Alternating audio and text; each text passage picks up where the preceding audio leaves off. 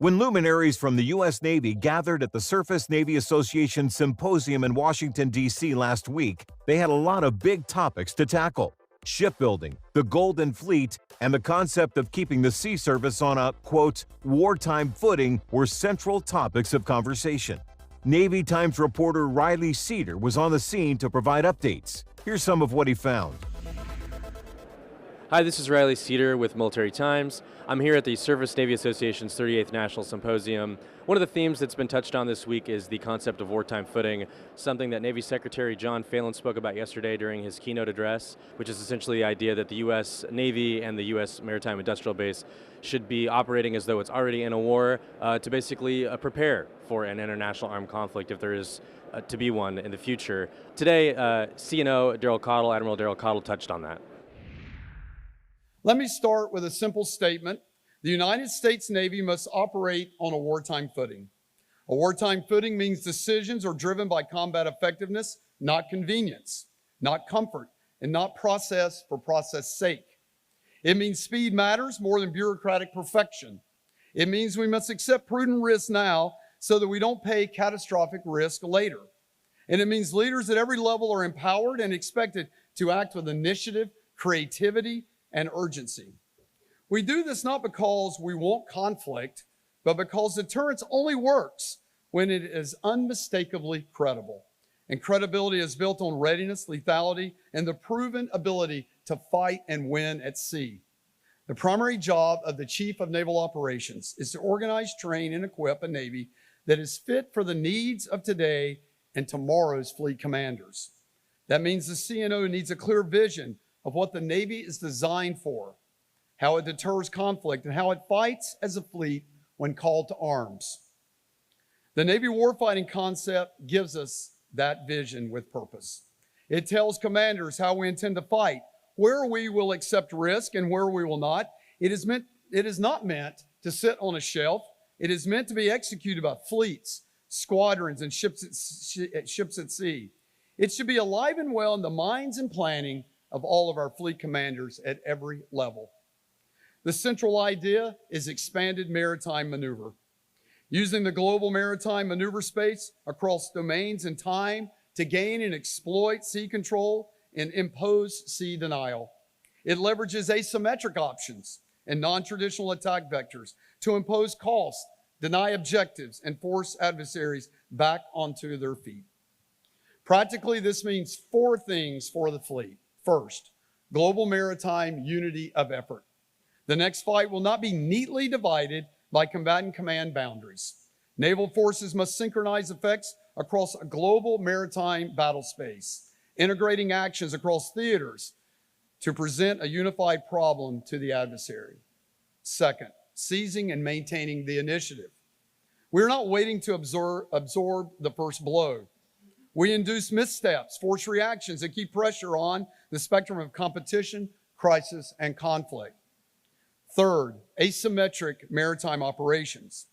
We generate disproportionate effects by exploiting vulnerabilities through deception, distribution, clever basing, and operational creativity, not simply by matching capability for capability. And finally, prevailing and protracted conflict. This concept assumes endurance matters. Fleet persistence, sustainment, and the ability to retain combat effect over time are decisive advantages, not afterthoughts.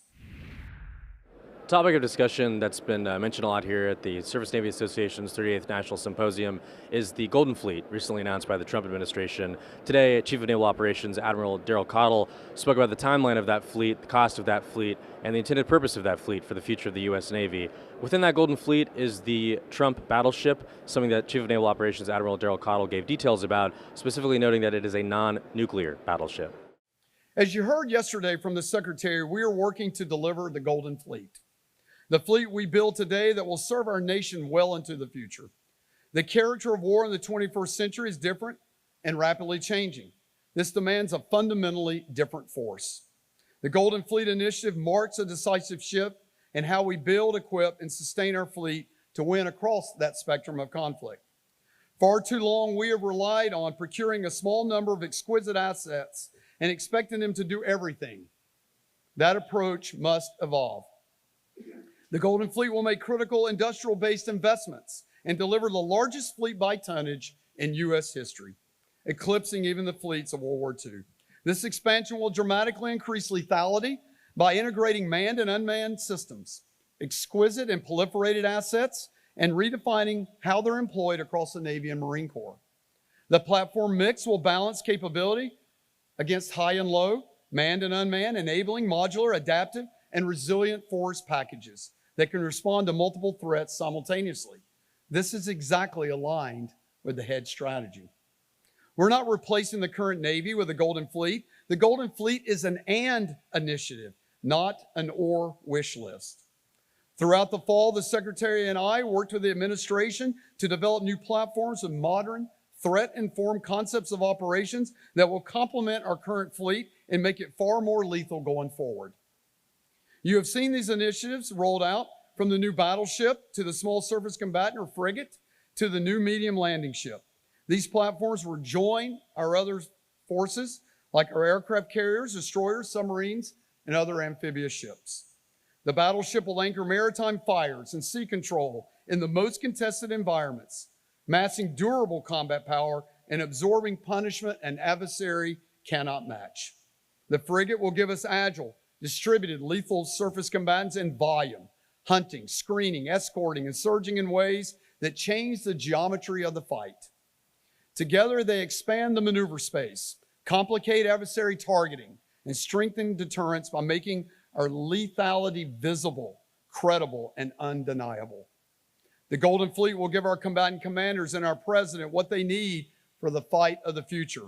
It will also give our sailors the warfighting tools they deserve for the fights they will have to wage. He said, are we planning to make the battleship nuclear powered so we can out-sustain and outlast our adversaries?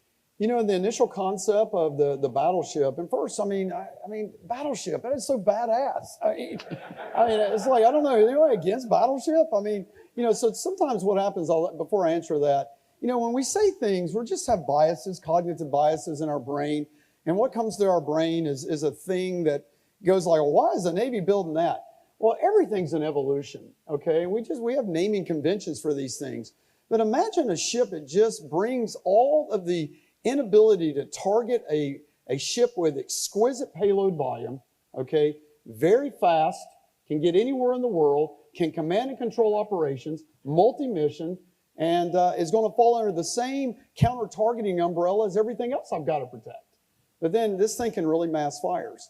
You know, a lot of times I get these questions about unmanned. You know, everybody thinks, you know, that's just, you know, I've got to be able to do this unmanned thing. Well, I'll go tell you there for the mathematicians out there, go figure out the combinations. You know, I can tell you there's a to the n in this answer, that if I want to shoot 100 things from 100 things, or I want to shoot 100 things from one thing, which is harder?